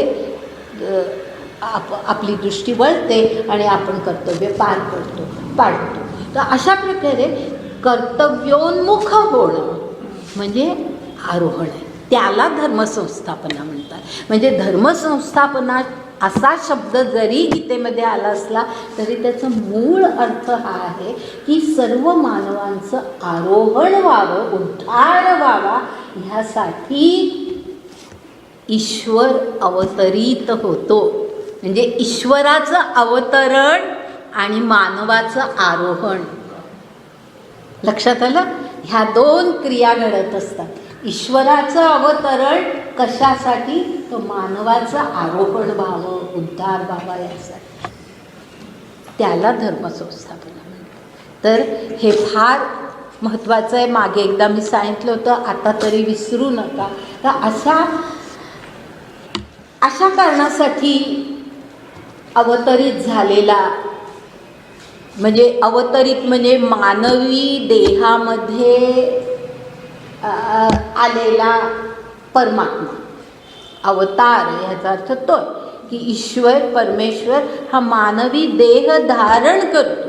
आपल्या सर्वांमध्ये तर तो आहेच, आपल्यामध्ये त्याचा अंश आहेच. पण अवतार ही कल्पना वेगळी. अवतार म्हणजे पूर्णतः ईश्वरच, पुरुषोत्तमच तो मानवी देहामध्ये आलेला असतो. कशासाठी? आपलं आरोहण करण्यासाठी, धर्मसंस्थापना करण्यासाठी. आता हे जे अवताराचं उद्दिष्ट आहे, कशासाठी अवतार तो घेतोय, ते उद्दिष्ट यशस्वी होणं हे यश आहे. आलं ना लक्षात? यश याचा अर्थ तोच आहे की हे जे त्याच्या अवतरणाचं उद्दिष्ट आहे ते जर त्याच्याकडून पूर्ण झालं, काहीतरी मार्गी लागलं, पूर्ण तर होणार नाही, सगळे काही माणसं अगदी अशा उच्च स्थितीला जाणार नाही, काहीतरी प्रकारे थोडं यश त्या बाबतीमध्ये मिळालं व दुष्टांचं पारिपत्य करायचं आहे ते श्रीकृष्णाने केलंच आहे त्याच्या जीवनामध्ये. हो ना, सर्व अनेक दैत्यांचा जो संहार त्यांनी केला तो कशासाठी केला? यासाठीच केला की जे दैत्य अनेकांना छळत होते त्यांच्यापासून लोकांचं रक्षण करण्यासाठी त्या दैत्यांचा वध श्रीकृष्णाने केला, म्हणजे त्यांचं पारिपत्य केलं. आणि त्याचबरोबर साधू सज्जनांना रक्षण देणं हेही. आणि त्यासाठीच त्याला श्रीकृष्णाला पांडवांचं राज्य निर्माण व्हावं असं वाटत होतं. लक्षात घ्या, की पांडवांचं राज्य, युधिष्ठिराचं राज्य म्हणजे सिंहासन हे युधिष्ठिराकडे का जावं असं त्याला वाटत होतं, किंवा पांडवांकडे का जावं हे त्याला जे वाटत होतं त्याचं कारण असं काही नाही की तो त्याचं पांडवांशी फार मोठं सख्य होतं किंवा त्याचं नातं होतं. कारण होतं, नातंही होतं ना, सुभद्रा त्याची बहीण, अर्जुनाची पत्नी होती, म्हणजे नातंही होतं. पण तरी त्याच्यासाठी नव्हे तर ह्या गोष्टीसाठी की पांडव जे आहेत ते धर्माचरणी आहेत, सदाचरणी आहेत. युधिष्ठिर जो आहे तो धर्माचं उल्लंघन कधीही करत नाही असा जो आहे, म्हणूनच त्याला धर्मराज म्हटलेलं आहे ना. तर धर्मराज आहे, त्याच्या हातात राज्य जावं म्हणून हे कुरुक्षेत्रावरचं जे युद्ध आहे ते घडवून आणण्याचं उद्दिष्ट, म्हणजे हे युद्ध घडावं अशीच त्याची अपेक्षा होती. ह्या दोघांमध्ये तह व्हावा अशी त्याची मुळीच अपेक्षा नव्हती. कारण पुन्हा मग कौरव बलिष्ठ झाले असते तर ते त्याला नकोच होतं. तर त्याला हे अशा प्रकारे धर्मसंस्थापना म्हणजे ही अशी करायची होती आणि ते त्यांनी केलं. शेवटी पांडवांच्याकडे राज्य गेलं. आणि जर आपण ह्याचा थोडासा अधिक अभ्यास केला तर आपल्याला जाणवतं, कळतं की जवळजवळ हे युद्ध झाल्यानंतर पुढे म्हणजे पांडव होते पण अभिमन्यू तर गेलेला होता. तर अभिमन्यूचा जो पुत्र होता त्याच्याकडे सिंहासनाचा अधिकार त्यानंतर गेला. आणि त्यानंतर असं म्हटलं जातं की जवळजवळ 2000 वर्ष अशी गेली की तोपर्यंत भारतातली स्थिती अत्यंत चांगली. 2000 वर्षांचा काळ म्हणजे केवढा मोठा काळ गेला की ज्या काळामध्ये स्थिती खूप चांगली होती. म्हणजे ज्या कारणासाठी श्रीकृष्णाचा अवतार झालेला होता तो बऱ्याच प्रमाणामध्ये सफल झाला. हे त्याचं तर यशाचा खूप मोठा उल्लेख मी त्या ठिकाणी केला होता. जर जमलं तर आपण नंतर पुन्हा कधीतरी पाहू. पण यशाचा खरा अर्थ हा आहे. आता श्री हा जो शब्द आहे, श्री ह्याचा अर्थ काही वेळेला संपत्ती, लक्ष्मी असाही घेतला जातो. पण ह्या ठिकाणी श्री ह्याचा अर्थ आणखीही एक आहे आणि तो म्हणजे सौंदर्य. आणि तो जास्ती भावपूर्ण अर्थ आहे. सौंदर्य, श्री ह्याचा अर्थ श्रीकांत असं आपण म्हणतो पहा. ज्याची कांती सुंदर आहे तो श्रीकांत. सुंदर, सौंदर्याला उद्देशून श्री हा शब्द वापरला जातो. आपण सर्वसाधारणपणे श्री म्हणजे लक्ष्मी, श्री म्हणजे संपत्ती असं म्हणतो, पण श्री ह्याचा अर्थ सौंदर्य असा आहे. आता कृष्णाचं शारीरिक सौंदर्य तर होतंच त्याला. अगदी लहानपणापासून कृष्ण हा इतका सर्वांना प्रिय होता, अत्यंत सुंदर बाळ, कोणालाही जसं हवंसं वाटतं तसं कृष्णाचं रूप होतं अगदी लहानपणापासून. असे अनेक ठिकाणी उल्लेख आहेत. तर ते सौंदर्य, शारीरिक सौंदर्य तर होतंच, पण त्याच्याही पलीकडे ह्या सौंदर्य ह्याचा एक फार सुंदर अर्थ आहे.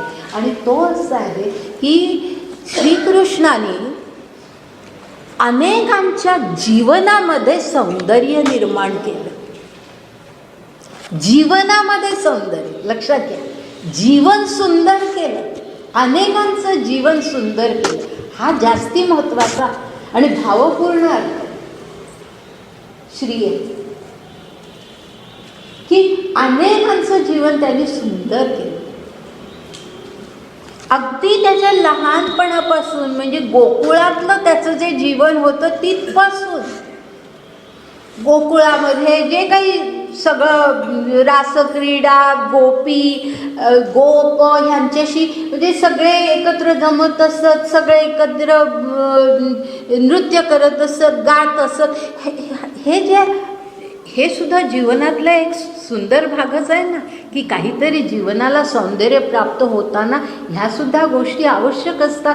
तर ते सौंदर्य म्हणजे तुम्ही ह्या जीवनातल्या कटकटीने तर कायमच आहेत, कोणाला सुटले आहेत. श्रीकृष्णाच्या पुढे तरी काही सगळे प्रश्न सुटलेले होते का? पण त्याच प्रश्नामध्ये, त्याच ह्याच्यामध्ये रडकं तोंड करून कशा करता जगायचं आपण त्याच्यातून थोडं बाहेर पडायचं असतं. असं त्यांचं जीवनसुद्धा त्यांनी सुंदर केलं. तिथपासून ते पुढे त्याचं सगळं, म्हणजे तो गोकुळातून बाहेर पडला त्यानंतर पुन्हा गोकुळाचा विचारसुद्धा केला नाही त्यांनी. द्वारकेमध्ये एकदा स्थिर झाल्यानंतर पुन्हा कधीही गोकुळामध्ये गेला नाही, कारण तो असा चंचल वृत्तीचा नव्हताच. मुळे तिथे सुख त्यांनी दिलं. पुढे द्वारकेमधल्या जीवनामध्ये सुद्धा सगळ्यांना योग्य मार्गाला लावलं. एवढंच नाही, त्याचं वैवाहिक जीवनसुद्धा अत्यंत सुंदर होतं, की चेष्टा करायची पत्नीची, रुक्मिणीची चेष्टा केली आहे त्यांनी, सत्यभामेची चेष्टा केली आहे, हो ना. आठवतं ना, पारिजातकाचं झाड इथे लावलं, फुलं तिकडे पडतात. प्रत्येक ठिकाणी असं काहीतरी रुसवा फुगवा असं करत करत ज्या जीवनामधलं एक सौंदर्य असतं ते सगळं सौंदर्य त्यांनी तिथेही निर्माण केलं. तर अशा प्रकारे एक जीवनातली जी सुंदरता आहे ती अनेक प्रकारे, म्हणजे आता मी फार याचं वर्णन करत नाही, पण श्री ह्याचा अर्थ तो आपण जास्ती महत्त्वाचा आहे तो लक्षात घ्यायचा, की जीवनाला एक सुंदर स्वरूप देणं हे श्रीकृष्णाने साधलं अनेकांच्या बाबतीमध्ये. आता त्यानंतर औदार्य श्रीकृष्णाचं औदार्य वाखाणण्यासारखं आहे. आणि कसं वाखाणण्यासारखं आहे तर म्हणजे मुद्दाम अनेकांना त्यांनी सहाय्य केलं. अगदी द्रौपदीला सुद्धा इतक्या भयानक परिस्थितीमध्ये तिच्या मदतीला तो धावला. हे सुद्धा मदतीला धावणं हे औदार्याचाच भाग असतो. पण त्याहीपेक्षा सर्वात त्याच्या जीवनातला औदार्याचा फार महत्त्वाचा भाग म्हणजे त्याचा जो बालमित्र होता सुदामा. त्या सुदाम्याशी जे काही त्याचे संबंध होते ना, ते औदार्य म्हणजे अत्यंत सुंदर औदार्य, की गुरुच्या गृही दोघं एकत्र होते. श्रीकृष्ण एका राजघराण्यातला आणि हा गरीब बिचारा, पण कुठेही त्यांनी तो घरून येताना काहीतरी थोडंसं घेऊन यायचा. तिथे गुरुग्रही असताना सुद्धा किंवा काही आणलेलं असेल तर सगळे एकत्र काला करायचे. म्हणून आपण गोकुळाष्टमीला काला करतो. सगळं एकत्र मिसळायचं, की माझं आता आजकाल वृत्ती की माझ्या डब्यातलं मीच खाणार, शाळेतल्या मुलांची सुद्धा वृत्ती कोणाला दाखवायचं नाही, आपलं आपण खायचं, कोणाला द्यायचं नाही. पण इथे सगळं एकत्र करून सगळ्यांनी त्याचा उपभोग घ्यायचा. हा जो काला, तो तिथून जी सुरुवात झाली ती श्रीकृष्ण नंतर फार उच्च स्थानाला पोचलेला होता. हा बिचारा गरीबच होता, पण श्रीकृष्णाला भेटावं असं सुदामेला वाटलं. आणि काय घेऊन जाणार, भेटायला जाताना काहीतरी न्यायचं आपल्या मित्रासाठी. मुठभर पोहे एका पुरचंडीत बांधून बिचारा घेऊन गेला. आणि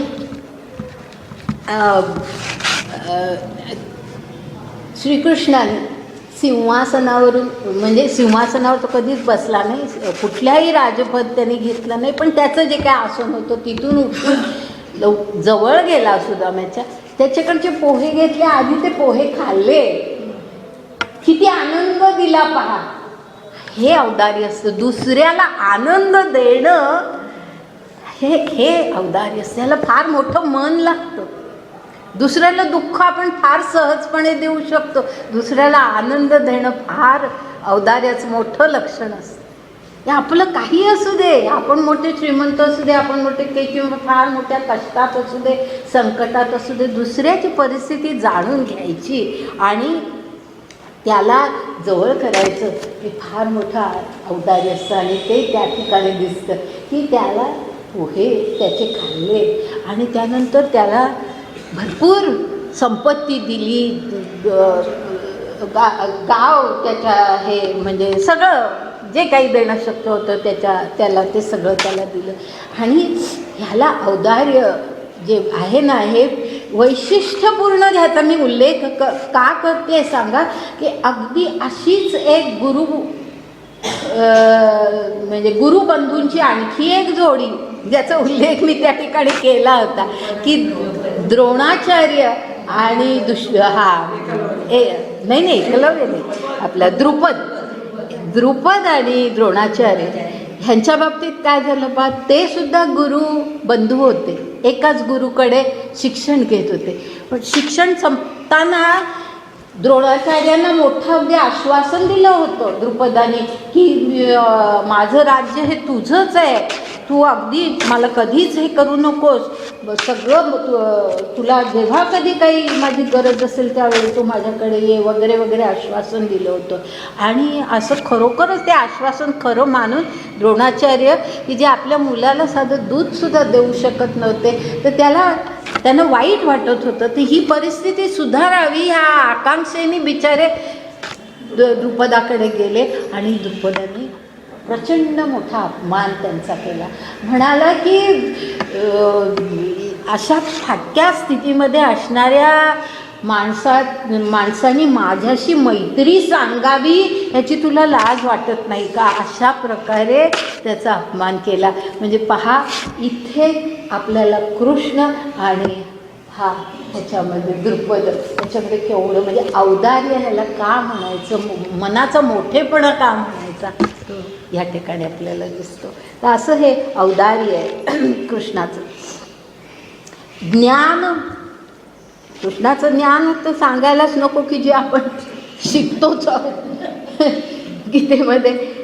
ज्ञान आणि ज्ञान ह्याचा अर्थ मी कोण आहे याचंही ज्ञान, त्यालाच आपण ज्ञान म्हणतो खरं. म्हणजे तिथूनच आपण, जर आपण ज्ञान या कल्पनेला जाता सुरुवात केली तर मी कोण आहे, तर आपल्या सर्वांच्या दृष्टीने मी एक आत्मा आहे हे ज्ञान आपल्याला पहिल्यांदा झालं पाहिजे. आणि मग आपण परमात्माचा अंश आहोत हे ज्ञान पुढे झालं पाहिजे. हे आपल्या सामान्य माणसांच्या दृष्टीने ज्ञान आहे, त्याला ज्ञान म्हणतात. बाकी जे आपण सगळं शिकतो, पदव्या घेतो सगळ्या, ती विद्या, त्याला विद्या म्हणतात, त्याला ज्ञान म्हणत नाही. तर हे जे ज्ञान आहे ते ज्ञान कृष्णाचं कसं होतं पहा, तो काही सामान्य तर नव्हताच, तो अवतारच होता.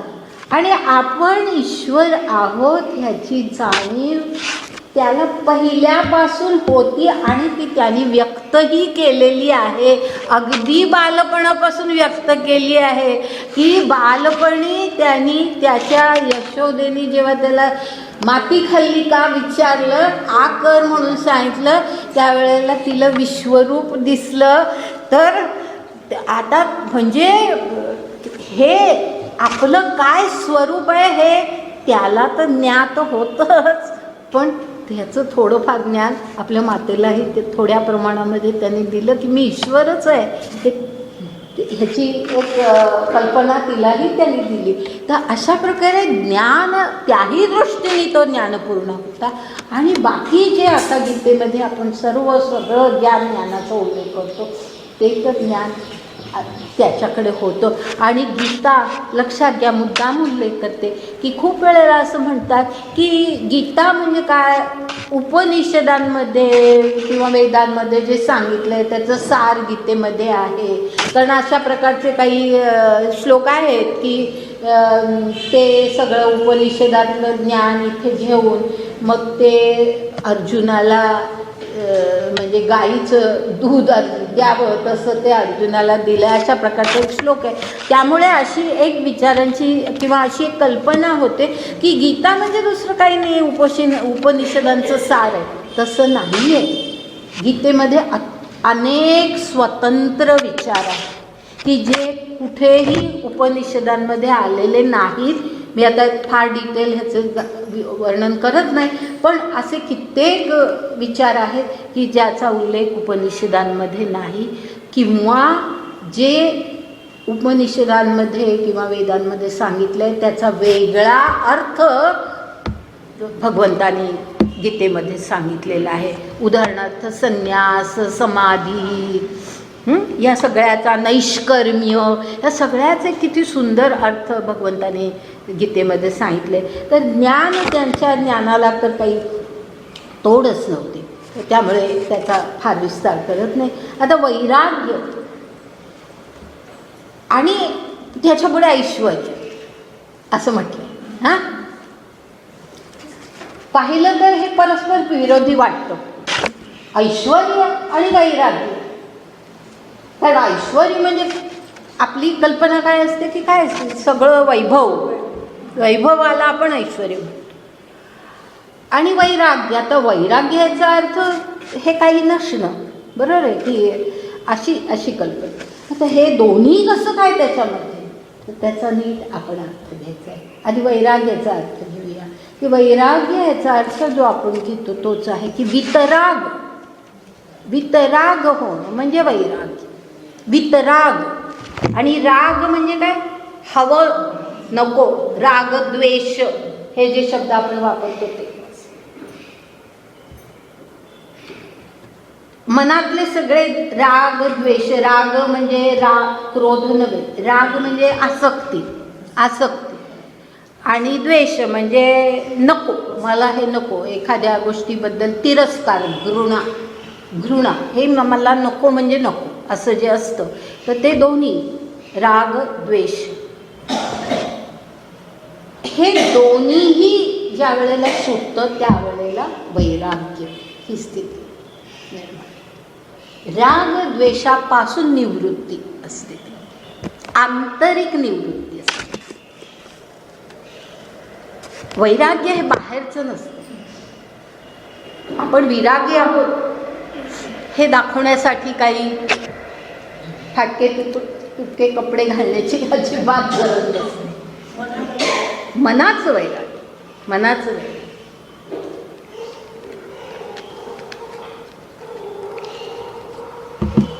कारण खूप वेळेला असं होतं की आपण खूप साधे आहोत, आपण आता परमार्थाला लागले आहोत वगैरे वगैरे, या कल्पनेने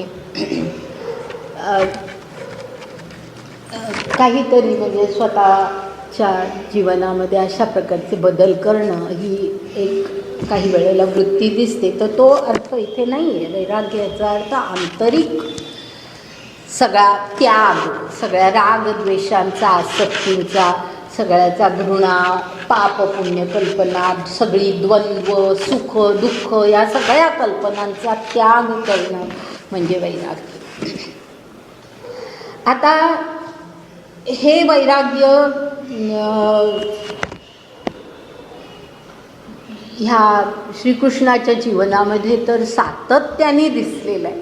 म्हणजे अनेक प्रसंग सांगता येतील, पण इतकं सगळं सांगणं शक्य नाही आहे. परंतु श्रीकृष्ण काही वेळेला जेव्हा विशिष्ट प्रसंगामध्ये क्रोध आवश्यक होता तिथे त्यांनी क्रोध दाखवलेलाही आहे, आणि जिथे शांती आवश्यक होती तिथे तितकाच शांतही तो राहिलेला आहे. याचं एक उदाहरण सांगते, शांत राहणं याचं एक उदाहरण म्हणून सांगते की एकदा दुर्वास ऋषींनी कृष्णाची परीक्षा घ्यायची ठरवली आणि त्याच्याकडे आले आणि त्याला म्हणाले की माझी इच्छा पूर्ण झाली पाहिजे. तर काय इच्छा आहे माझी तुमची? तर तो मी जे काय मी सांगीन ते तू करायचं, पण तू रागवायचं नाहीस, तू शांत राहायला पाहिजेस, तू रागवायचं नाही कुठल्याही परिस्थितीमध्ये. तू रागवलास की तू हरलास असं समजायचं. तर बरं म्हणतो. तर ते दुर्वासाने सांगितलं की एका रथाला त्या रथामध्ये मी बसतो आणि त्या रथाला तू आणि रुक्मिणीने जुंपून घ्या. म्हणजे जसं घोडे जुंपतात रथाला, तसं तू आणि रुक्मिणी तुम्ही तो रथ ओढायचा आणि संबंध मला संपूर्ण गावामध्ये फिरवून आणायचं. द्वारकेमध्ये रथयात्रा सुरू झाली आणि दुर्वासांनी ह्यांना अधिक त्रास देण्यासाठी, कारण त्याचा क्रोध बाहेर पडावा ही इच्छा होती, शांतता जावी ही इच्छा होती, म्हणून त्याला फटकारे मारायचे, हिला रुक्मिणीला फटकारे मारायचे वगैरे अशी सुरुवात केली. शेवटी असं झालं की ती रुक्मिणी खाली पडली. खाली पडल्यावरती दुर्वासांना वाटलं की आता तरी हा आपल्यावरती रागवेल, पण तो तरीही रागवला नाही. रुक्मिणीला त्यांनी उचललं आणि पुन्हा रथाला हे केलं. त्यावेळेला दुर्वास ऋषींना लक्षात आलं की हा कुठल्याही परिस्थितीमध्ये क्रोध आपल्यामध्ये यायला देणार नाही, शांत म्हणजे तो शांत राहणार. म्हणून शेवटी दुर्वासच तिथून पळून गेले की ह्याला आपण बदलू शकत नाही. म्हणजे शांती म्हणजे कुठल्याही प्रसंगामध्ये शांती ठेवायची हे सहज शक्य असलेली गोष्टच नाही, पण इतकं हे अशा प्रकारची त्याची वितराग ज्याला म्हणतात, म्हणजे कशाची घृणा नाही. आता ही खरं किती घृणेची परिस्थिती आहे. ते किती तिरस्कार करायला पाहिजे होता. मुनी असला ऋषी असला तरी काय झालं, अशा प्रकारचं कर्म करायला सांगतो म्हणजे किती त्याच्यावरती राग व्यक्त करायला पाहिजे होता. पण तिथेही तो शांत राहिला. म्हणजे ह्याला म्हणायचं वैराग्य. कुठल्याही परिस्थितीमध्ये बदल व्हायला द्यायचा नाही आपल्या आंतरिक स्थितीमध्ये. तर हे वैराग्य असतं आणि ते त्याच्यामध्ये पूर्ण होतं. आणि मग ऐश्वर्य. ऐश्वर्य ह्याचा अर्थ आपण जो नेहमी वैभव वगैरे घेतो तो नाही आहे. ऐश्वर्य ह्याचा खरा अर्थ सत्ता आहे. सत्ता सत्ता सत्ता म्हणजे ही आपली राजकीय सत्ता असं नका. सत्ता ह्याचा अर्थ की कुठलीही परिस्थिती आपल्या नियंत्रणामध्ये ठेवण्याची सत्ता. अधिष्ठान म्हणा, पण सत्ता हा जास्ती बरोबर शब्द आहे की कुठलीही परिस्थिती असो की आपल्या नियंत्रणामध्ये ती ठेवता आली पाहिजे. आपण परिस्थितीला वश व्हायचं नाही, परिस्थिती आपल्याला वश झाली पाहिजे. माणसं आपल्या नियंत्रणामध्ये असली पाहिजे, परिस्थिती आपल्या नियंत्रणामध्ये असली पाहिजे. आणि ही परिस्थिती कृष्णाच्या आयुष्यामध्ये इतकी पूर्णपणे होती की म्हणजे खरं म्हणजे कृष्ण, मगाशी मी म्हटलं की कधीही त्या कुठल्याही सिंहासनावर बसला नाही, राजेपद त्यांनी कधीही घेतलं नाही. तो यादवांचा राजा म्हणून कधीच नव्हता. बलराम राजा होता, सिंहासनावर बलराम होता आणि इतर अनेक राजे होते यदुवंशातले. पण कृष्णाने कधी सिंहासनावरती बसला नाही. म्हणजे तशा प्रकारे त्याची सत्ता नव्हती. पण तरीसुद्धा बलरामासकट सगळे त्याच्या नियंत्रणामध्ये होते. कृष्णाला काय वाटेल ह्याचा विचार केल्याशिवाय बलराम सुद्धा कधी वागलेला नाही. सगळेजण त्याच्या नियंत्रणामध्ये होते. इतके की पहा, म्हणजे अगदी थोडं एखाद दुसरं उदाहरणच द्यायचं म्हणून सांगते की युधिष्ठिर सुद्धा तो सतत धर्मानेच वागलेला होता, सत्याने वागलेला होता. तो सुद्धा ज्या वेळेला कृष्णाने सांगितलं की तू असत्य बोल, त्यावेळेला तो बोलला. म्हणजे त्याला सुद्धा तो म्हणाला, नंतर हळू म्हणाला, नरोवा कुंजरोवा.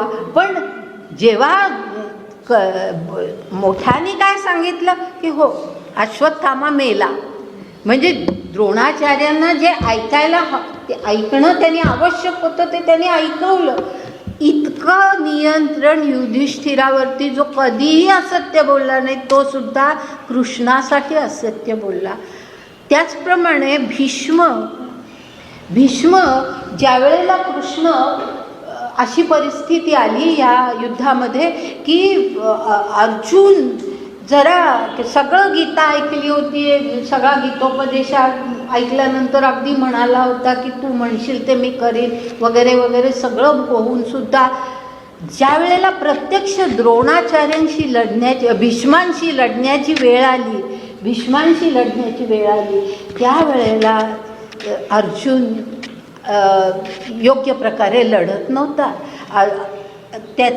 म्हणजे त्याचा सगळा शस्त्रांवरचा, अस्त्रांवरचा ताबाच सुटला होता. तो लढतच नव्हता, त्याचा हात शस्त्रांकडे वळतच नव्हता, अस्त्रांकडे वळतच नव्हता. त्या सगळी आणि अशी परिस्थिती शेवटी आली की भीष्म मात्र इतके प्रखरपणे म्हणजे बाणांचा वर्षाव करत होते की पांडव सैन्य घायाळ होऊन पडत होतं. मोठे मोठे वीर घायाळ होऊन धारातीर्थी पडलेले होते. आणि आता पांडवांची काय स्थिती होईल अशी वेळ आलेली होती. अशा वेळेला शेवटी कृष्ण चिडला अर्जुनावरती आणि त्याला काही न बोलता त्यांनी खरं कृष्णाने असं हे केलेलं होतं, शपथ घेतलेली होती की शस्त्र धरणार नाही, न धरी शस्त्र करी, असं म्हटलेलं होतं त्यांनी. तर अशी शपथ घेतलेली असताना सुद्धा शेवटी त्यांनी आपलं चक्र हातामध्ये घेतलं आणि भीष्मांवरती तो धावून गेला कृष्ण. आणि त्याला समोरून त्या चक्रासकट येताना पाहिलं भीष्माने आणि भीष्म नमस्कार करून त्याच्या पुढे गेले आणि नमस्कार करून म्हणाले, अरे कृष्णा, तुझ्या हातून मला जर मरण येत असेल तर मला आणि काय पाहिजे. म्हणजे अशा परिस्थितीत भीष्मांसारखा माणूस सुद्धा नतमस्तक, की आपलं वध होणार आहे हे कळतंय पण नतमस्तक झाला कृष्णाच्या. ह्याला म्हणायचं सत्य, हे त्याचं आयुष्य.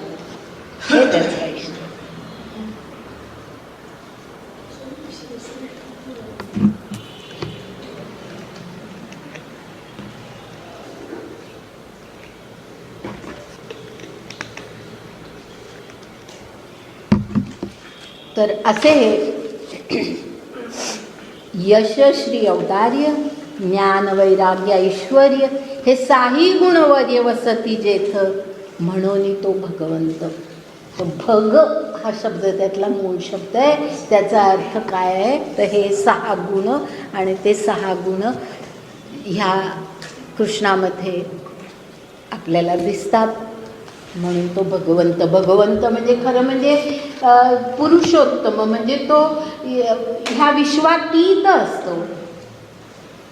आणि म्हणूनच ते जे मी 3 दिवस बोलले त्याचा विषय मी असा ठेवला होता की श्रीकृष्ण लौकिक अलौकिक असा विषयाचं नाव दिलं होतं की लौकिक जीवनामध्ये त्याचं अलौकिकत्व कसं दिसलं हे आपल्याला, कारण हे अलौकिकत्व हे सामान्य नाही आहे. आपण हे जे काही 6 गुण पाहिले हे आपल्या दृष्टीने विचार करून पहा किती कठीण आहे हे सगळं. हे सामान्य गुणच नव्हे, हे दैवी गुण आहेत, हे पुरुषोत्तमाचे गुण आहेत आणि ते गुण त्याच्यामध्ये आहे म्हणून तो भगवत. आज इथे थांबू.